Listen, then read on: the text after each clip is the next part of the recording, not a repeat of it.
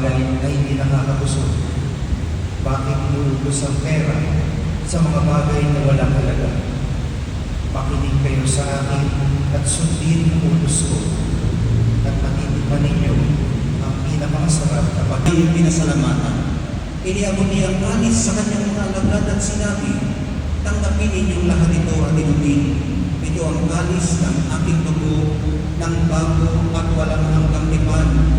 Ang aking dugo na ibubuhos para sa inyo at para sa lahat, sa ikapagpapatawad ng mga kasalanan.